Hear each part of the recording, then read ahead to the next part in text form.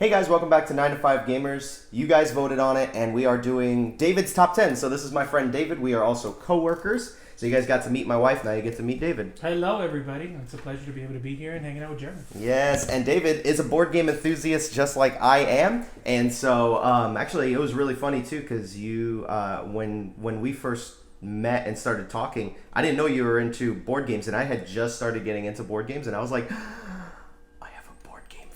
and we're around like the same age. I was like, dude, this is like perfect. Thank you, Lord, that I was blessed with a friend. So I do think that was interesting because then that was when I was first getting into board gaming. Well, I had always kind of been into it, but I think during the pandemic is when I started really getting into board gaming. And I remember it was the champions that you had. I was jumping into Legendary at that time. And I don't know, after that, then I think we just became unhealthy. Yeah, exactly. Because then it just got out of hand. Yeah, competing as to what we could get and what we couldn't get.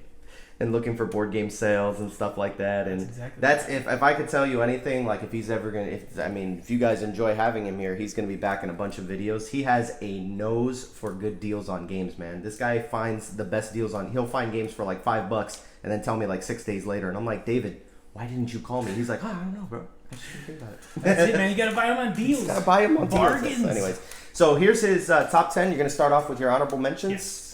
So I got a couple of honorable mentions. I think I just left it to 3.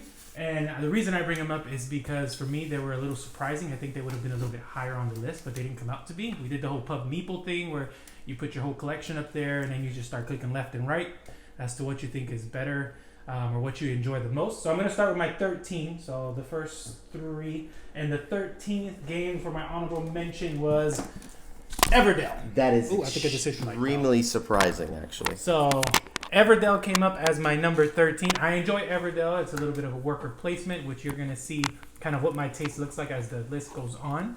But it is a worker placement game as well as tableau building. You're building up a tableau just kind of in front of you as you go ahead and grab critters. And then you're going ahead and switching seasons as a whole. One thing I do enjoy about Everdell is just how it starts off slow, but then at the end of it, you just start grabbing cards and your city starts just building up as a whole. But it is one that I enjoy, and this is my number 13. I'm surprised, yeah. I'm surprised that didn't make the top 10, man, because you introduced me to this game, and afterwards I bought a copy, and then I played it with my wife, and she hated it, and then I never got to play again. So. Yeah, you got rid of it, though, didn't you? I got rid of it because you have it. Yeah. Yeah. So I actually just picked up the Balefare expansion on this one. Oh, for real? Yeah, for 5 and 6 players, and it kind of switches up a little bit as to modular, as to how to add something. Is it good? Because I haven't tried it yet. Catan 5 and 6 players messed up the game. I don't know if I would want to play that 5 or 6. I got it because it also eliminates that big old tree. And you can do some stuff on the back. So that makes sense. Yeah, nice. So that's pretty cool. That's cool. All right, so we had some technical difficulties with the mic, but we got to fix. So now we're on to number 12, honorable mention. So my 12th as well, I thought would be a little bit higher, but it's not, and it is Raiders of the North Sea. I like this game. Yeah, so that's a great game. I enjoy that game. That game has to do with your Vikings going out to kind of raid some different spots on the board, as well as the card play is really interesting. The really cool thing about that game is it just comes with metal coins. Like just out of the box. Yeah, yours did. Which that was the thing that I was laughing at, was that like yours came with metal coins, but I got paladins like almost at full price, and I didn't get metal coins. I was like, they're so cool, man. That nice touch to the game. It really does. But I love that game. That game's great. I love the card play on it. Solo as well. There's an app that you can go ahead and download, and you can actually, it kind of manages the solo AI player. It's just difficult when you play solo. But other than that, it was a good game. It's one of those nights where we got to play, and you brought paladins, and you beat me at my game, and I beat you at yours. Yeah, we did a back-to-back play, which I was like, how did he beat me at paladins? And he's never played it before. And I enjoyed it. I must have taught that so well. Just joking. Yeah, right? Well, I think it was a mutual thing, so don't worry about it. You're such a good teacher, it made me win. So here we go. So then my number 11 is Quacks. Of Quedlinburg. So I really do enjoy this game. This is a game that I enjoy as well with my boys. So I have 2 boys that I get to play some games with. One that's 13, a little bit older. And he's pretty good at playing a little bit more heavier games. And then my little one as well, who just enjoys it. And for some reason, my little one's super good at this game. He pulls it out, or he's cheating. I'm not too sure as to what the point is there. But I think your wife disapproves of this choice, though. But yeah, she thinks it's all right. The randomness is what gets her, but I think the randomness is what I enjoy. Just kind of push your luck to it. Yeah. And then what I did as well was I bought the coin capsules instead of buying the BGG upgrade, just because it was so expensive and the coin capsules are cheaper. But it was cool. I enjoyed this one. So this is my 11.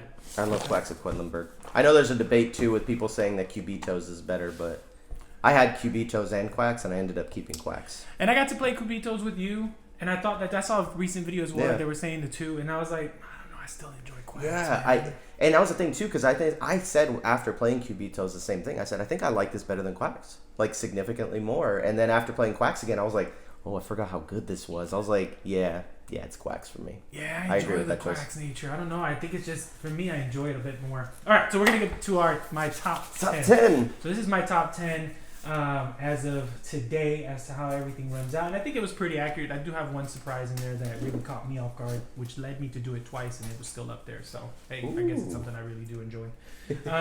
So my number 10 is going to be Isle of Cats. Ooh, so the Isle of Cats is my number 10 game of all time. It is a polyomino game where you're just picking up cats, putting it in your boat. You got to do it strategically so that you don't leave any open spaces, as well as some of the card play that as well gives you extra bonuses and extra points at the end of the game, as well as then there's this kind of resource where you have to trade in fish in order to buy the cats. And also kind of trade in fish depending on how many cards you keep every round. It's just a great game. I love it. It's just a fun game. Without that mechanic, it literally makes this game for me unplayable. Like the whole you have fish, and this is how many cats you can have. You need this many baskets. That's how many cats you can get, and how many cards you can buy. And that mechanic alone made this game so fun. But I tried playing the family version of it, and I was like, this is just not as good. It's all right. So I played the family version with my boys, especially with my little one, and it was enjoyable. But I did get to play it again one more time with the cards, and it just felt so much better. It's the strategic part of it that makes it wow. The other way, it just feels kind of it's boom, that cat shows up, and you're like, I really need that cat. Somebody takes it, you're like, never mind. Yeah, and then you got the public objectives that once you play it, everybody can go ahead and try to score towards it, or the private ones. It adds that little bit of in-depth that just feels so good. It's a good game. Yeah, I like this game. So that's my number 10. I also got the expansion for 5 or 6 players, just because I've always ended up wanting to play. Usually, I'm not the one that has the high player count games. Jeremy's the one that has them. So I was like, man, I gotta get me some expansions. That way, I can play with more people when they're around. See, but that's my problem. Is that I have high player count game nights, but those high player count game nights are literally 15 people at my house, and I'm like, we can't play anything. Hitting a lot of the party game. Yeah. Type of games. Once I get 2 people to come over, I'm like, 4. Let's go. We get to play. We get to play an actual game. It's not party game city. All right. So my number 9, which was one of the surprises that I had, is Targi. Targi. That is my number 9 when it comes to my top 10 of all time. It is a 2-player only game where it's also somewhat of a worker placement type game where you and your players have these 2 pawns that you're going ahead and putting in the outskirts of this 5x5 grid of cards. So on the outlying 5x5 grid, you can go ahead and put one of your players, and then as well you'll grab another player and you're kind of taking turns with this other person. And once you play it, not only do you get the benefit of the cards that you actually put your tokens on, or your pawns, your meeples, and then what happens is if you were to draw a line from that first meeple to that second meeple, wherever they intersect, you go ahead and put a little disc, and you'll also get the benefit of that. So it's an interesting way of kind of blocking your other opponent out, as well as making sure that you're getting the cards that you need, because then as well they accumulate points as you go ahead and obtain these cards. But yeah, it's a meaty little 2-player game, and I love it. I'll tell you what, I think I might like this in person more than I did when I played it digital. Yeah, because we played it digitally. We played it digital, and I got smoked. He destroyed me, and I was like, I don't understand how this game. It completely turned you off. It felt so strategic, and I was like, bro, I was not ready for this game. And then one of the things that got me upset too is because I bought Targi because I thought, you know what, let me play this game because it looks really good, and I've heard it's great. But apparently, I bought the expansion, and I got so upset because I was like, I bought an expansion. I thought it was the actual game, so I ended up just giving it to David. I was like, you have Targi, so you can take the expansion. But yeah, it made my top 2-player games though, because I really do like it, and I really do want to play again because I love that whole mechanic. Yeah, that little intersection. That little intersection thing. Figure out how to get not only the benefit on the outside, but what works in the inside of that. And being able to block people when you know what they're going for. That's good. It's a good strategic It's one that I game. enjoy and my wife as well enjoys. So Targi is my number 9. My number 8 is the one that surprised me. So that is also kind of it's an interesting type of, you got some workers, you go ahead and place them out, and then what you're doing is you're kind of playing this little puzzle game where you're adding these pieces together that can give you some type of benefits. And it'll make sense once I show it. But it is one that I didn't expect, and there's a funny story to this one. But my number 8 is Honey Buzz. Honey Buzz. I still have to play this game, man. That one actually surprised me, and I did it twice because I wasn't sure as to whether Honey Buzz was really in my top 10. But I really do enjoy this game. And they're called beeples because you got a whole little bit of bees that you're putting out on this top player board. Yeah, bee meeples. And then you're grabbing these honey tiles that you're then kind of creating this, like a honeycomb puzzle. And depending on how you put the honeycomb puzzle, you can activate different abilities that happen within the honeycomb itself. And I really enjoy this game. I played it solo. And even the solo mode of it all, I played it multiple times just because it was an easy play, and then just kind of triggering and figuring out how to create your little honeycomb thing it's super neat. I did play it with, I think the funny part is that I did play it with the family, and I don't think they enjoyed it as much. Yeah. And then that's when I kind of was like, you know what, let's stop playing it because I don't want to ruin just what my taste for the game. My view for this game. But I really do enjoy it. I think it's just a great game, and the mechanics are just, they're not as complicated, but they're a bit more interesting as a whole. What drew you to the game at first? Was it like somebody, like a review that somebody did about it, or? I think it was honestly the components. It's super pretty. So the beeples, the little I think they're like the different type of pollen and stuff that they have in the game, the components, and then Elf Creek as a whole. It's from Elf Creek Games. So Elf Creek Games is the one that does as well Merchants of the Dark Road, and usually their games have really high component quality. And it's something that just called my attention. I think this as well stemmed from my interest in Merchants of the Dark Road, and then I started looking into what else they had available at that time when it was up in Kickstarter, and this was a game that had come out before that. So it's the same company. Is it the same creator? Or I don't think it's the same creator. I don't think it's the same creator. Yeah, not at all. I still have to play this one. Yeah, and then I really enjoyed it. And I also got Merchants of the Dark Road, but it's one that I haven't played as much, so I can't really say too much on that one. Right. But this game is awesome. I really do enjoy Honey Buzz. I got to try that one. So that one's my number 8. So my number 7 is a game that we actually went on an adventure with, and I think you already did a review on. It was super neat. It was just all about card drafting and placing that out, and that game is Comic Hunters. So fun fact, this made my top 10, but I had already done my top 10. Yeah, no, I remember you mentioning like that would have definitely been up there. That's going to be in my top 10 for next year for sure. So this is a game that we got into when we saw the Dice Tower make a review on it, and it was just so intriguing. And for me, I think it also touched a soft spot just because I'm a comic book collector, and I think that maybe in the view you may see some comic books up on the right, but that was something that I think you see it up on the top there. It's a Green Lantern comics that is my favorite. I'm not a huge DC fan, but I am a huge Green Lantern fan. Except the movie. The movie was hot garbage, but it's okay. I owned it because I'm a true fan. But I did enjoy just the theming of it overall, and what really won me over was that each card actually had comic book art on it. And I thought that was super neat. Once I started going through the book, like the cards and seeing the comic books that were in there, I have a whole bunch of long boxes as well that have just comic books that I've collected over the years. And seeing some of those comics on the cards, I was in. I was hooked completely. It's so good, man. I love that. And I've played it wrong twice. Like, you told me about a rule, and I was like, oh, that makes sense. Yeah, the little highlight track. Yeah, and then after that, another guy commented and said, oh yeah, you're doing this wrong too. And I'm like, oh my gosh, good lord. I'm like, you know what? It's okay. The instructions were Brazilian, so I did my best. That is true. The instructions are in Brazilian. Since I know Spanish, you can kind of decipher most of it. Yeah. It's all in Portuguese, so I think there's a little bit. The good thing is that even the creator himself, he actually posted up the English rules, which is really cool. It's just because of the amount of buzz this game has been getting.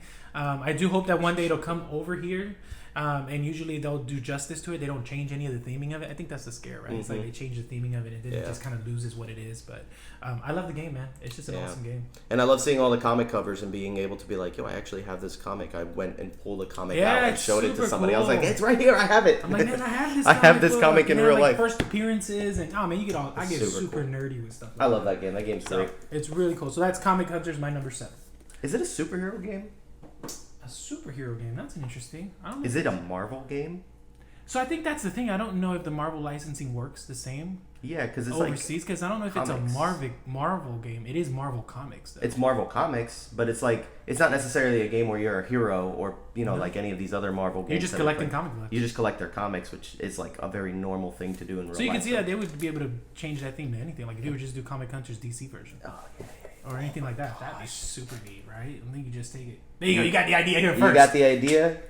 Send a little money this way whenever you pick that one up. So that's my number 7. And then here we go to my number 6, which is a big box. As you see, my list kind of just continues, you're going to see that there is kind of a little bit of a track record as to what I do like in board games.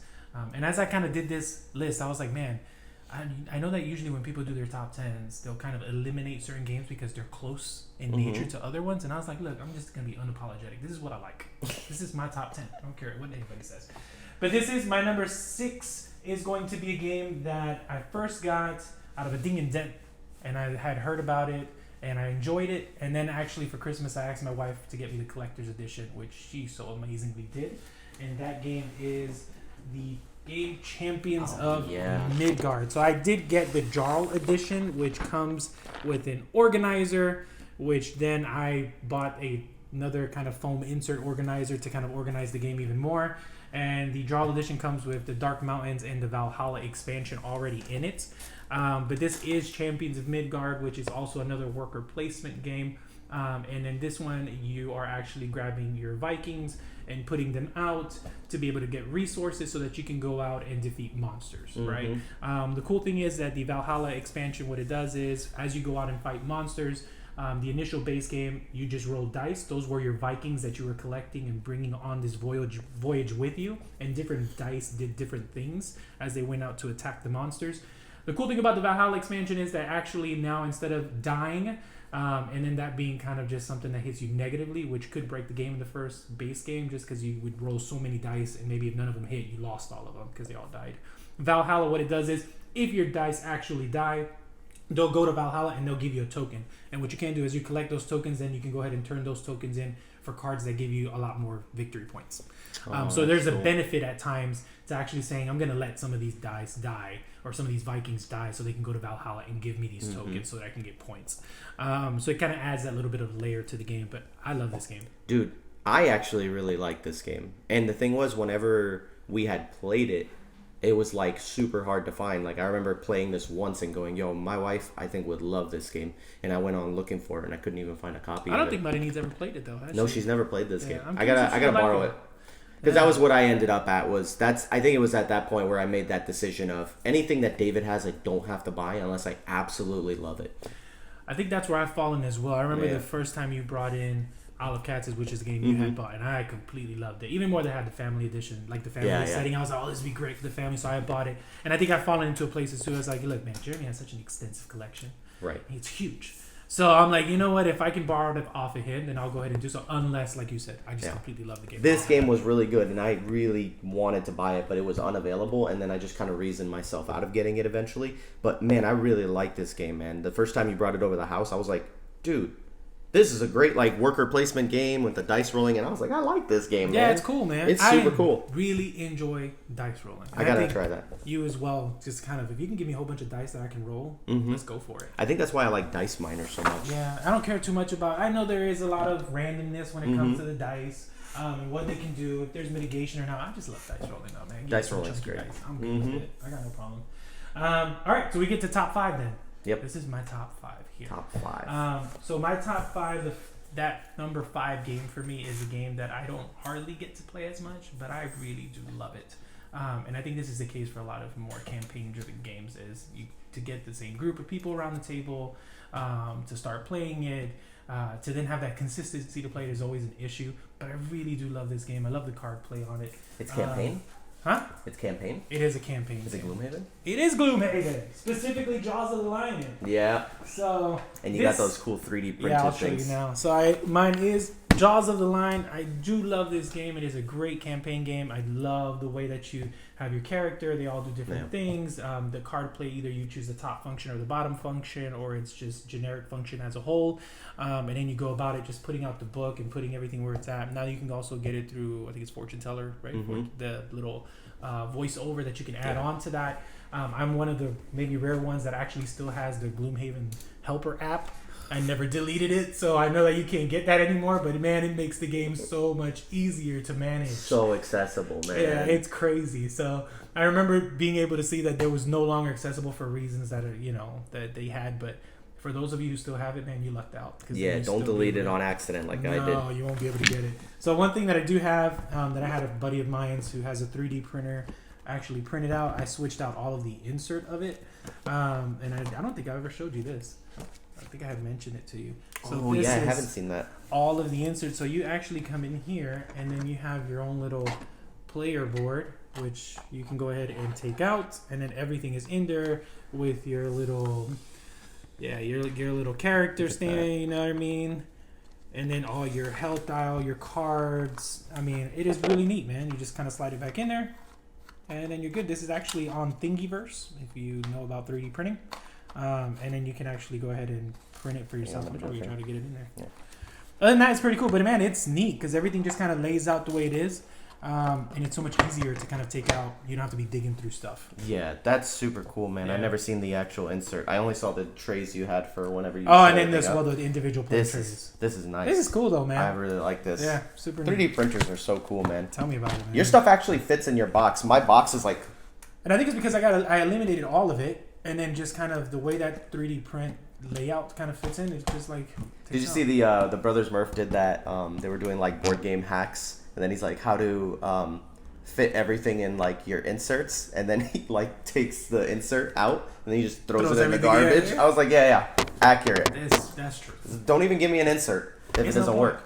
Yeah. Like when you have a well that was made for like cards, but the well goes up to here, and then the cards that you just open the box and the cards are like stacked that much higher above the well. I'm like, what's the point of the well? Like the cards are already overlapping while they're still in the plastic. I did not understand that. I will tell you this.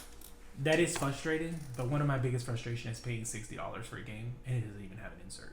That is true too. Like you can't even afford to put some plastic in there to at least divide some stuff up, and it's just all in baggies and whatnot. Like, dude. Granted, I know that sometimes it's better that way. But man, there's some games that don't have inserts that you're like, come on. And there's some games that have some insane inserts. Yeah, for sure. What's that? Flamecraft? Oh gosh. It's the most beautiful insert. Like everything fits perfectly in that game. I hate it and I love it at the same time. It's awesome. Especially what's that? I don't know the company though. The company that does all the trekking games. Isn't it I don't know if the company that does trekking the national. But I know that there's game trays and there's But that trekking series of games, the one that you trekking through history, all their games, they're super inexpensive, and then their inserts are crazy. Yeah, I got Trekking the World for like $30, and the insert is literally like I was like, I would pay this much on Etsy for an insert. Yeah, for an insert, it's insane. Like, why can't we all just do that? Can't we all it's just so much easier, man. Make better inserts? Come on now. All right. Anyways, so this is my number 4 is a game that I picked up. It's an older game. That I really do enjoy. And I think the more I play it, the more I enjoy it, actually. And anybody that I've been able to teach it, I actually teach it to my parents, that my dad's always willing to play anything, even though he may not understand it, because that's his gripe every time he plays a game. He's, I don't know what I'm doing. So he enjoys playing, but it was a game that just went over so well. And it has this very simple Mancala type effect to it. I think it's a game that you have not yet played that you need to play. It is amazing. I know it has some years, but it is great. And it is my number 4, which is 5 Tribes. So 5 Tribes is my number 4. It is a great game. So I did for a time. I think there was a time where it was really hard to find. I think nowadays you could find it. It's back on Amazon. It's back on some of your local board game stores. But it is a great game, which has this simple kind of thing where you pick up the meeples that are on one tile and you're just going to Mancala the thing until you get to another tile, and then wherever you end up with the color that you end up. So let's say I have my last meeple that I ended up is a yellow. I'll go ahead and grab all the yellow that are on that card and take them up. And then each meeple color have a different effect to it. And then what you're doing is you're going ahead and kind of making those effects so you can get victory points, as well as you can go ahead and collect some gins, like genies, that are in the game. And man, it is just a great game. That what it can do though is lead you to a lot of AP, because you're kind of looking at all the meeples and seeing, if I move this one here a couple times, then what's that going to get me? What's the other one going to get me? So it could lead to that, and I've heard that is the case, especially with higher player counts, as people kind of go around the table trying to see what's the best movement. Just because it's hard to strategically set yourself up for the next move, because everybody's moving stuff around. So what you see, and you're like, oh, I'm going to move that next time. If it's 2 turns from now, somebody else has touched it and messed it up, and you kind of have to go back and try to re-strategize as it is. I think one thing that I really do enjoy is the first player is a bidding mechanic. So it's the first person, you're going to bid how much money, and then money is actual points in the game. So you're actually bidding points to be first this next round.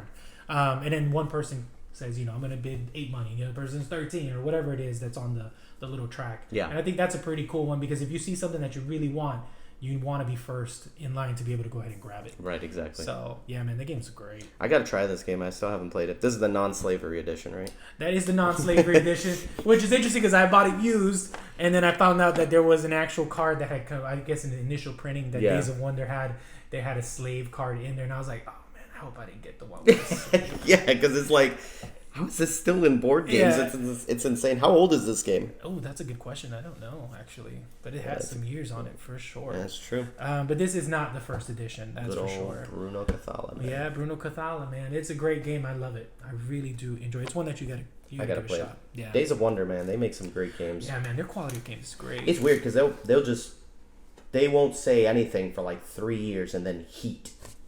And you're like, why can't I find this game? I think that's one game that I had seen when it first initially came out, and I thought, man, I should pick that game up. And I saw it everywhere, and I think that's the frustration you had, was I saw it everywhere, and I was like, you know what, I'm just going to wait on it. And now you can't find it at all. No, you can't find it. No, it's gone. It comes out in the summer. Yeah, it's gone. So I know eventually it'll come out and you pick it up, but it's a pretty cool game. But yeah, man, after that game, I think I trust Days of Wonder with anything they pop out.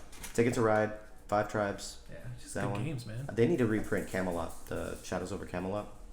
Yeah, that's one of those games that like you look on eBay and other people selling it. $300-$400. It's ridiculous. Yeah, that was my number 4 though. So my number 3 is one of those games that I initially did not buy the first time around. I think it was Jeremy. Jeremy, you were the one that brought it over. We played it. You had bought it, and I just fell in love with it.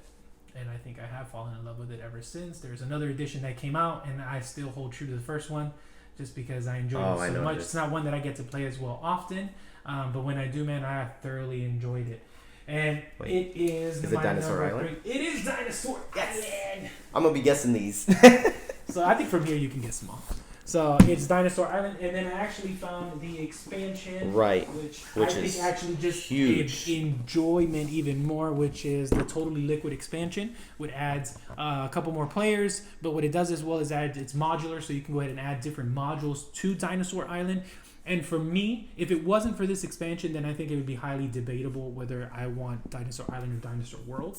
But I really do enjoy the expansion. There's an expansion in here, a module expansion that says it's a blueprint card, which I don't know why it didn't come out in the base game. But the blueprints, what they do is they give you a little bit more of an idea of what you're looking forward to when you're building your park. And what it does, it'll add, and it says, if you have 2 of this dinosaur, 2 herbivores, and you have 3 stands of clothing or whatever it is, you're going to get points depending on how you can go ahead and build upon that blueprint. And man, I think that in itself makes the decision process that much easier as to what you're going towards. Yeah. And it is, I love it. I really do. I do enjoy Dinosaur World as well. I played it with Jeremy. He has that copy. And I think as well, since he has it, there's no point in me grabbing a copy of that. But I really do. I think for me, I do prefer Dinosaur Island. I think from Dinosaur World, what I do enjoy is the Jeep. The Jeep. The Jeeples. The Jeeple. So what I did buy here, though, I'll show you this. Just because I nerded out and I saw somebody on BGG that had it, and I was like, you know what? I want to buy it too. Is all of these little dinosaurs. So now I can go ahead and actually place dinosaurs on. Look, you can put them over here. So on the little cards when you actually do it. And they look super neat, man. I started nerding about it for sure. So you can see how much definitely went in on this. Yeah. But that's the thing too. I got rid of this one because I was like, he has Dinosaur Island, and then I have Dinosaur Island and Dinosaur World. So I'll just keep Dinosaur World since he has Dinosaur Island. And I think I like Dinosaur World better than Island. And then afterwards, I was like, I want to play this by myself. And it's like, oh, there's no solo mode. I'm like, yeah, that's a hard miss. Is there no solo mode? No. Oh, yeah. Unless there's one online, but I don't tend to do a lot of research when it comes to that type of stuff. So I wish I would have, but there might be a solo mode for it. But man, this game is fun solo. I played a solo before. Yeah, it's a pretty decent, fun solo game. And then I think once you add more of the expansions, they have a whole bunch of it. Just a table hog. That's it. That's that. But I think it's the same for Dinosaur World. Yeah, both of them. Yeah, it's just a table hog. Both of these games are complete table hogs. And I will say this: like the teach on this game is a bit much. Yeah, it's just there's so many phases you got to go through, and then teaching person, like doing this, having to do this. You have to roll some dice that are your amber resin dice that are doing that so that you can get some dinosaur recipes to build dinosaurs. It's just a lot. It's like there's 4 phases in the game, and then we're gonna do that about 4 or 5 times. It's like it's once you get to phase 5, if you don't know the game, you lost what phase 1 is. That's what happened when I got Orleans, the game. I picked it up, and when I opened it up and read the instructions, it's like there's like 19 rounds with like 5 phases. I'm like, it's like you go into explaining a game like that to someone. All right, guys, we're gonna go through 19 rounds. There's only 19 rounds. Everybody's like, I'm out. Yeah. I don't want to do this. That's odd. Yeah. So it's one of those games that like the teach is what really gets in the way of it. But I really do enjoy the game. That's a great game. Yeah. So I'm on my bottom 2. So these are like my number 1 and number 2. And I know I have my number 1 for sure. The number 2, I'm pretty sure you already know what it is. But these 2 are the ones that always kind of come in competition ever since they came out. They've always been closely just compared to each other, even though I think that they have similar structure to it, but they're 2 different games and they run differently as a whole. I know you prefer one more than the other for sure, but for me, man, I have them right there in my top 2 slots. I don't even know what they are. Amazing games. Okay. So my number 2 is a game that also has worker placement, but it has a bit of deck building in it. Never mind. I know what it is. It's based off an IP. And I remember the first time I actually played this game that we actually played it, that I got to play it with you. It was at 1 o'clock in the morning. Yeah, this is your 2. This is my number 2. Oh my god. We played it at 1 o'clock in the morning, and I remember finishing that game and saying, "Whoa, like this game was amazing." Yeah, we weren't even tired, and we were just like I know that I wanted to play another round of it, but I was like, I really want to go to bed. 3 o'clock in the morning. It was like 3 in the morning, and we had to wake up for something. Early. It was like a work function. It wasn't even, but we all we were having like a retreat, and like, man. You're like, man, we gotta wake up early the next day. Yeah. But man, I remember finishing that game and just the feel. I was like, oh man, this game is great. I think I had to do a presentation that morning. We all did. Presentations that morning. I was like, it's 2 in the morning, but this game was worth it. And my number 2 game, with that being said, is Dune Imperium. So Dune Imperium is an amazing game. So and I know that people really do just regard it very highly. The worker placement, the tightness of just being able to compete for those 10 points as you kind of moving through, and then battling as well with the conflict. You go ahead and building your deck so that way you can go out to certain spots on the board and collect just water and spice. And then as well, kind of just the conflict that comes out, you're putting out your troops to see if you can win out the conflicts that come up to get more points going up the track and the reputation track. It's just a tight game, man, but I love it. Oh yeah, there's that tenseness. I don't think it's one of those games where we've always debated as to what a relaxing game is. But this is definitely not that. Like you're just constantly like, oh man, I need this, I need that, I need to get this. This is a night ender, because I think after playing one game of this, you're like, yeah, you're done. My head hurts. Yeah, like I tried my best to win and I couldn't. I think that's what it is though as well. Like you try everything to get and claw for just 1 point. Like you're like, I'm gonna get that 1 point. And that's what I liked about it, is thematically, like the understanding of the Dune universe is that the spice and water are very rare on the planet. What is it, Arrakis or something? And when you're on that planet, it's like, that's why I love that the victory points aren't like, oh, I got 100 and he got like 102. It's like, no, 10 points and you win. And getting 1 point can be sometimes the most difficult thing in the world, and then people can take those points from you. Yeah, I was about to say that. Like you can actually snatch people's points. Like, you can bring them back, so it's good. You're like, and when they steal it, it's like you become ahead in this faction. You gain the victory point. They get ahead and they pass you. You lose that victory point and they gain it. So you go down 1 and they go up 1. So it literally switches your whole place on the map. And I hate that stuff, but it's so good. I didn't care. I think I do enjoy the aspect as well that end game trigger is just, I got 10 points.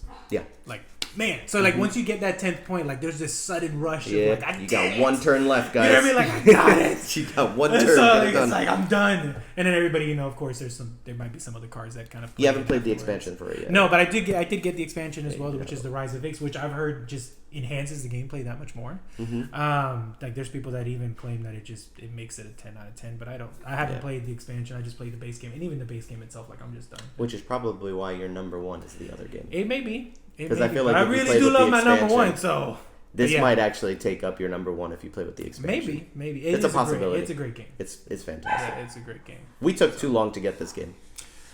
I guess so. I know I did. So I know Jeremy got it first, and it's one of those games that I knew was in his collection. But I was like, man, I just love this game so much. Like, I want to have a copy of it, so whenever I want to play it, I can go ahead and play it. I know that now they have the collector's, the upgrade pack that has like the actual miniatures and stuff. Yeah, that thing is way too expensive for what it is. So it comes with a box and minis, and it's like $80. I was like, nah, I'm good. So I remember seeing the game and thinking, yeah, man, these pieces look so generic. And I think that was one thing as well that just kind of was like, I don't know if I want it. And then I saw the upgrade pack, and it's one of those things where I'm like, why didn't they just include that into the base game? Yeah. But then when I played it, I was like, oh man, forget that junk. Like, this game's great. I don't care if these are cubes. These are my soldiers. These are my cubes. But I do enjoy it. It's a great game. It's fantastic. Yeah, it's awesome. All right. And then now, my number one game has been my number one game for quite some time now. Yep. It is, like I said, compared to Dune, Imperium, and people just debate on it, which... Hey man, if you have the room in your collection for it and you love both games, just keep both games. There's no need to hate on one or the other. Correct. And that's just where I'm at. So I think that's where I was saying, I know that a lot of people are like, no, I have this one, so I'm going to eliminate this one. No, I love both of them. I love both of them, and I enjoy both of them. And if I can get to play either one, I am extremely happy. So that one as well is also a worker placement and deck builder. And what I have realized is that I've always enjoyed worker placement games, and that's something that Jeremy knows. I do enjoy doing kind of like deck building, but man, when you combine those two, for me, that has been kind of like that sweet spot where I'm like, this is where I want to be able to play a game. So that game as well is going to be my number one, which is this big boy, which is like super heavy. Lost Ruins of Arnak. You have a lot of extra stuff. I have a whole bunch of like little things that I've this is one of those games where I got frustrated once you open the box and there's nothing in there, just the components. Yeah. Like there's no trays, there's nothing. So one of the biggest things and my biggest frustration with Lost Ruins is the amount of time that it takes to set it up. Yeah. So that's how I know it's my number one, is that even though there are games in my collection that I have dinged on because it takes so long to set up, that I prefer not to play it just because I don't want to go through the hassle of doing it. But this is one game that I'm willing to go through, just go ahead and setting up the board to go ahead and play it, just because I enjoy the gameplay so much. Not only is the gameplay great, the components are awesome. So it's something that I really do enjoy when it comes to that. But it's a worker placement game where you're going out, taking your archaeologists, digging up new sites with some compasses, and then as you dig a new site, you reveal that site. It gives you some bonuses as to what that is, some resources, and then kind of like a protector beast comes out, and then it kind of traps out that section where you can go ahead and conquer that beast, or that, I forget what the name is for those. And then it's just they're guardians. There you go. They're guardians. So the guardian comes out. You can defeat the guardian for points, as well as being able to leave it there and maybe obtain what they call fear cards that clog up your deck, if you know about deck building. Not only that, but then there's this side track that's a research track, so you can go up, and if you have nothing to do anymore with your cards, or you've already used all your archaeologists, if you do have those resources, you can then go ahead and use those resources to the best of your ability to go up the research track by moving your magnifying glass and then your notebook on top of that. And then it's like the notebook thematically, it's like the magnifying glass is you doing the research and then you writing it down on the notebook. So you could never write down something you have not researched. So it's like the notebook can only go as far as the magnifying glasses. It can't surpass it to get different bonuses. So I thought that was a cool mechanic. So I know a lot of the gripes as well was just it's dependent a lot on that research track, just going up that track. It's a lot of points. Because I think at the top you get like 23 points if you can get your magnifying glass all the way up to the top. So you can't ignore it. I do have the Expedition Leaders expansion in this game, which really does, I think it changes. It comes out with a board that's just another research track that you put on top. And I think that research track, for me, I do prefer it just because it's a bit more difficult to go up it and you don't just shoot up so fast. So I think that is what kind of plays a little bit as to making sure that it's in check. And is it asymmetric?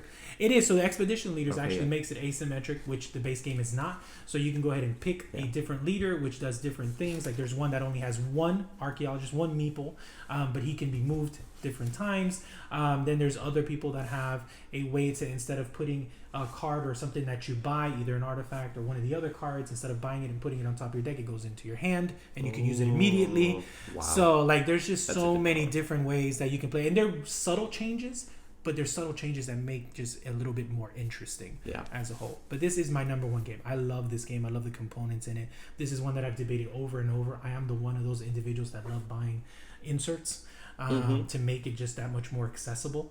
And I think this is one that just desperately needs an insert. I haven't bought it yet. I haven't pulled the trigger on it. But man, like just being able to set this up in a shorter and a quicker span of time would make it just that much more accessible to play. And to think too that at some point, I think when you introduced this game to me, I think you had it before I did, right? Yeah. And then when I played it, I was like, okay, I'm getting myself a copy because I actually love this game as well. I think it made my top 10 possibly, or it was like an honorable mention. But it when I first played it, I was like, I need to buy a copy of this. They were selling for like $120. Yeah, it was ridiculous. I waited until it went down, but it was insane. When this game came out, people were just like, the hype was real. Yeah, it was ridiculous. I was like, for what? When I opened it, I said, for what? Yeah, like, because I waited until I could find it cheaper, and I think I got it for like maybe $40. And then when I opened the box, I was like, bro, I can't believe this was selling for $120. Like, everything's just sliding around on the inside. I was like, oh, gosh. Yeah. Well, Jeremy knows me. I'm a frugal. Yeah. I'm a frugal gamer. So I won't go out and spend $80 when I don't think game is worth $80. That's for sure. It's not happening. So I remember it being so expensive and saying, man, what's so expensive? And then I think it had gone down to like $35 or something like that. And I picked it up. And I have not regretted it ever since. Yeah, that's a great price for this game. You get this game for $40. It's a good deal. Yeah. No, now you can get it in Target. So yeah, this is Target. Yeah, you can get this anywhere. You can go to Target and grab it. Now we need to figure out. You and I need to sit down and figure out where does Endless Winter fall. That is true. So Endless Winter is one of those games that is compared to this one and Dune Imperium, which are my top two. So I think that's one of those games that if I do get to like figure it out, and that's one of those games that we need to go ahead and read the rulebook and play. If it does fall in there, those two for me, or if it's just like a third. Alex Radcliffe has it above all of these. I know. And there's other people as well. I think there was someone in your review that said you would like Endless Winter. Oh, yeah. When you picked it up. And let me tell you something. When you guys comment and write stuff and make those comments, I literally go out and buy those games like almost immediately because I just picked up a couple as well. Radlands and stuff like that. Like I'd always been on the fence of Radlands and I couldn't find a copy of it. Somebody's like, dude, for 2-player, you got to play Radlands.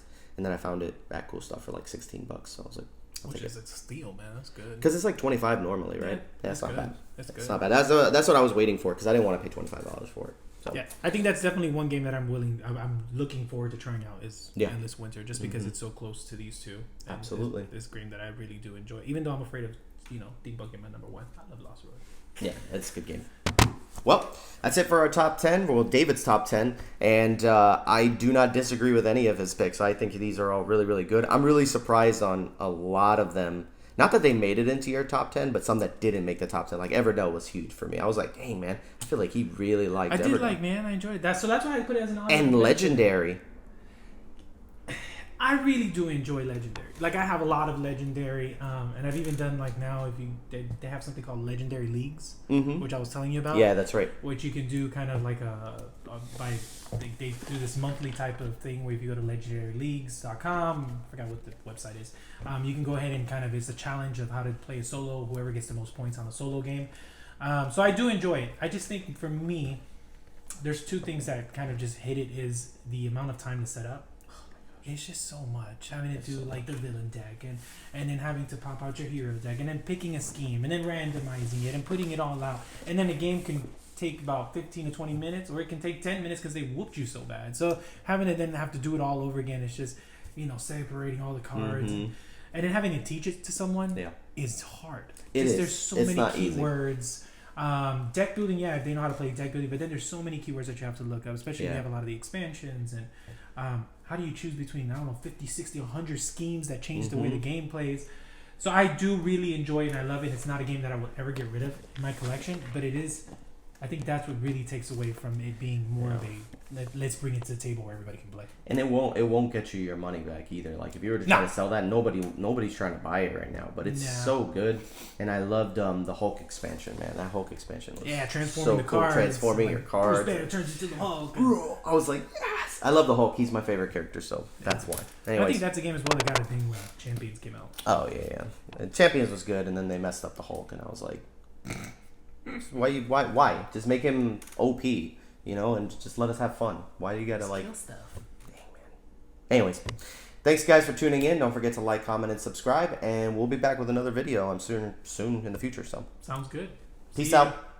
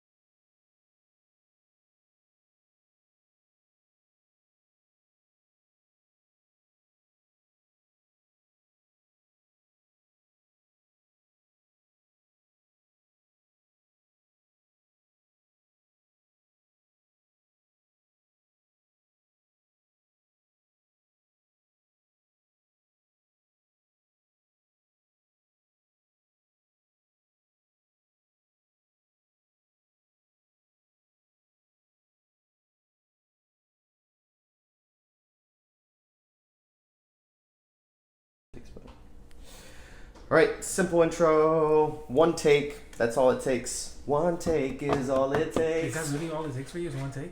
Oh, I always do it in one take. Well, that's not true. Sometimes I mess it up. Bro. All right. I try to do it in one take because it's just easier. And then sometimes you could just have like a cold open where we're just talking about nonsense. No, I saw your nonsense afterwards, which was actually pretty good. Oh, you saw that? Yeah. I stayed on and I was like, what is this? The bloopers and the end credit scene. I actually enjoyed that. I was like, this is fun. She's like, is that what you're going to wear? I was like, what's wrong with my shirt? She's like, it's wrinkled, babe. She's like, I'm it's like, got a stain down here in the bottom. and I was like, you can't see the stain. It's under the table. We went to K-Pot, like right before that. Yeah, it was good though. I enjoyed all that. I enjoyed the banter. The banter's good, yeah. We'll have some good banter. Ready? Let's go.